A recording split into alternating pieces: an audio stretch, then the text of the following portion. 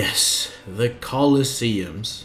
As considered the first DLC by From Software, a bunch of players might have been left with a bad taste in their mouth. With no new bosses to fight or areas to explore, many might turn a blind eye to what is easily an update exclusively for PvP players. But for those of you who tried, you probably stepped up and got walloped by veterans who know this craft. Well, today I will teach you said craft, so that we can even the playing field between yourself and these veterans. We will be going through everything from the weapons you use and the spirits who help you.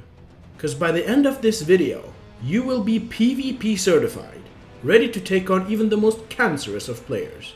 So without further ado, let's get into this video. As we begin this guide, I want to make an appeal to you. Where are you on your journey? The way I've decided to structure this video is to split it up in several sections. If you'd like to just learn more about how the game works, stick around during this intro section as I explain how the basic mechanics work. If you're in a hurry to just try out the Colosseums, watch the following timestamp, where I prepare a basic build and teach you how to prepare your own. Then for those of you who want to take an express pass into the meta, the following timestamp will show you the fastest early game farm and how to fully upgrade your weapons.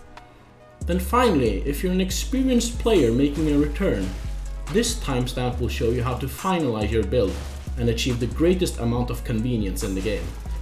But if you want to see what I consider to be the best build for the Colosseums, I advise you to watch through to the end. Now then, let us begin our journey. The first thing we can do is put this into perspective. Every time you start a new game in Elden Ring, you can consider this to be the basis for your build. 3 primary weapon slots, 3 offhand weapon slots, 4 armor slots, and 4 talisman slots. This won't all be available to you from the start of the game, but it will be the blueprint for what you'll need to collect in terms of equipment throughout the game. So what you need to do is plan out how you can make a synergy with all of these different slots. Usually, you'll have to be fairly knowledgeable of the game to do so, but if you use the Fextra Life wiki online, you can easily research all of the stuff you'd want for such a synergy. Now, the first thing you'll have to pursue is to fill in the requirements for these items with the use of levels. However, that alone won't be enough to make an effective build. To raise the potency of your build, you'll have to consider the scaling of your weaponry. In Elden Ring, weapons will have several stat indications labeled with anything from E through S. This system works alphabetically up towards S. So the closer the label is toward S, the most amount of gain you'll have from each level of the indicated stat. For my build, I will focus toward a flame-based synergy with primarily strength and faith-based leveling.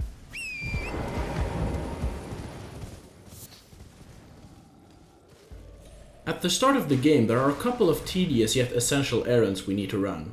But as we do them, we remain aware of our goals, which for now will be to obtain most if not all of the equipment we wish to use, as well as the levels required to use them. Otherwise, we will be using this path shown in Vati Vidya's Get Overpowered Early video, with a few slight deviations. The first being to grab the crafting recipe for Fire Grease, second being grabbing the Grace at the bottom of Ainsel River, and third making our way to Caelid to grab my weapon of choice, the Greatsword. With this we follow up until the point where we have killed the dragon, at which point we compensate the requirements for our weapons by using the Radagon's Source Seal. This allows us to do 2 things. First, to purchase the second weapon of the run, the Zweihander, from this merchant in Weeping Peninsula. Second, to purchase as many arrows as possible, which will be important for later in our run. We will then quickly plow through Stormvale to obtain the Claw Talisman before making our way through Liurnia. For the optimal use of our time, we will not be spending any of the souls we've got from killing the bosses. This way, when we have obtained our 2 smithing stone bell bearings, we can level up one of our weapons completely up to level plus 12, before using that to wipe the academy for more runes, which allows us to do the same for our second weapon.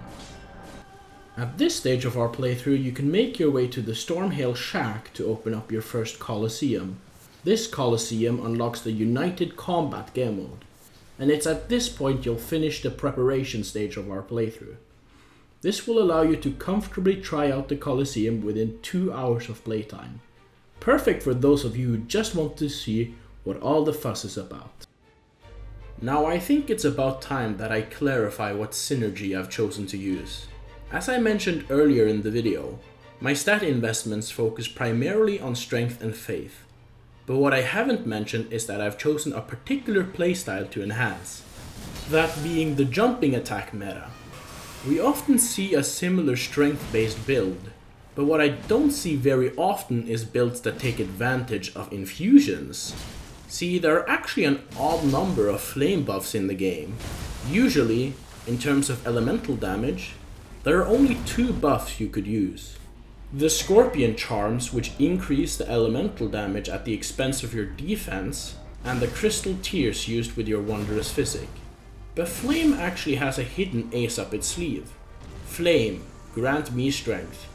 This is a spell that mainly buffs your physical damage, but it also has a hidden feature where it increases flame damage as well. We couple this with an already outstanding physical damage scaling and enhanced jump attacks from both the Claw Talisman and the Raptor's Black Feathers chest piece, which also enhances jumping attacks. At that point we finished off the overall concept for the build, but as we're only 3 hours in, we lack a great bit of the requirements for using all of this equipment in tandem.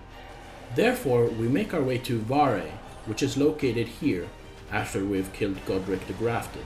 We will now progress his questline by exhausting his dialogue and receiving the Festering Bloody Fingers. We will then use them to invade 3 times, which is a perfect time to practice for the Colosseums. But once you've completed these invasions, Vare will hand you a cloth that you must soak in the blood of a maiden. There are 2 ways to do this. One being through the maiden located here in the very first room of the game, or 2 by making our way to the Frenzied Flame village toward the church, where we can find a maiden sitting right here. Personally, I prefer the latter, as it's easier to get to. Regardless, once we've collected the blood, we make our way back to Vare, where we can exhaust his dialogue once more. Make sure to keep talking to him until he hands you this crest, as we can use it to travel toward an endgame area, Mogwin Palace.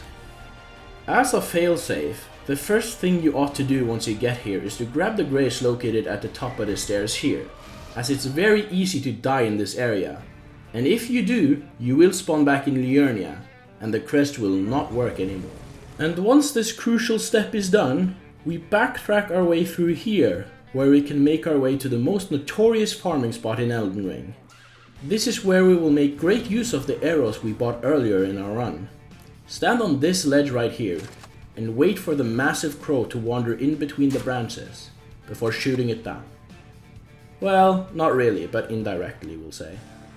This is where we'll be for the next 2 hours or so. In order to have the best soul level for the Colosseums, you need to be at around soul level 170. That will require about 10 million runes in total. However, soul level 120 is the best level to be at generally for the highest amount of activity. To get there, you need about 5 million runes. If you commit to this process, you will have a great PvE build that you can use to finish off the rest of the game. But before making our way through the game, we can head up toward the Sophria River Grace, which we picked up at the beginning of our run. We then make our way all the way through the area before using 2 stone sword keys to take this elevator up, and then head towards the greatest Colosseum in the game. This unlocks the Combat Ordeal game mode, which is easily the best out of all the game modes in my opinion. With that, we will have effectively made our way into the meta with a fully optimized build.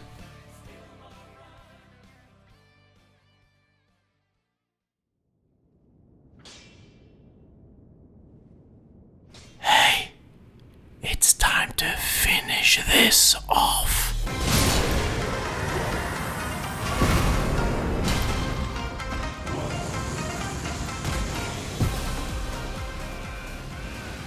Now that our build is more or less finished, all we have to do is fully upgrade our weapons and find a spirit ash to bring along with us. For now, this is the way our fully optimized build looks like. All other available slots can be used as you see fit. As for me, I am going to fill these slots with the strongest weapons and items for the Colosseums. But for now, let me show you where you can find all the bell bearings for smithing stones, grave and ghost glove worths. Once all of these are collected, you can simply purchase all of the upgrade materials you'll need for any of the weapon or spirit ashes you want. This will make the PvP the most convenient it could be. First, we'll start off with the obvious. If you've been following along, you're already going to have the bell bearing for smithing stones up till 2. First, we'll collect the sombering bells. We begin in the Dragon Burnt Ruins, where we open this chest to be transported to Celia Crystal Cave. Simply finish the cave to collect the first somber bell bearing. For the second, we go to Altwa's Tunnel and kill the bosses there. Onward, the collection will be very linear. First, we collect the third bell bearing from this chest in Samor Ruins. Next, we pick up the bell bearing in front of this church beyond the frozen lake. We then make our way to kill the Godskin duo, before traversing Ferrum Azula until we meet this priestly figure, whom holds the last bell bearing at his back upon an altar. Next, we have to consider the grave and ghost glove worths used for spirit ash upgrades, and yes, unfortunately we will have to upgrade our spirit ashes for them to be viable. We begin with the easier of the two, the ghost glove worth. The first one is located in Nokron right here. The next we find in Noxtella after walking up these stairs and exploring the room to the left, where we find a chest containing the bell bearing. Finally, we will make our way all the way to the drainage channel, where we take the following path to pick up the last and final ghostly bell bearing. For the grave glove worth bell bearing, we'll have to clear up a couple of dungeons. Killing these dungeons' respective bosses will net us the bell bearings. So for this section, I will only be explaining how we solve these puzzles. First of which being the Black Knife Catacombs. We make our way there, to this room, and ride the blade up to solve the puzzle. Next, we head up to Windham Catacombs, where the path is fairly linear, but you'll have to be careful of the elevating floor here. Finally, we go to the Mountaintop Catacombs, which is easily the most confusing in the game. First, we make our way down through both elevators. Then we make our way through normally when we get to this drop. You'll be landing in a room identical to the one you just ran through. Simply make your way to the elevator, send it up without yourself, and drop down into this chasm, where you can find the lever to finish this dungeon. With all of that down, you'll need to find the max variance for each of these upgrade materials. I am going to show you the easiest patch to each of them. First, Dragon Smithing Stone can be taken from this giant's mouth. The second can be obtained when killing this dragon. The Ghost Gloveworth variant can be picked up from this dark cave in Mogwin Palace. Finally, a Grave Gloveworth can be picked up by taking the following path through the Dragon Temple. With this underway, let's discuss the finalities of the build. First of all, we will finish all of the farming. Secondly, we must find a spirit ash to use. I've chosen Omen Killer Rolo, who is easily the best spirit ash for the combat ordeal game mode. I'll then make my way to Gorank and hand over Deathroot so that I can get a seal and an awesome spell to my collection. And now that all of this has been done, this is how my build looks like in the end.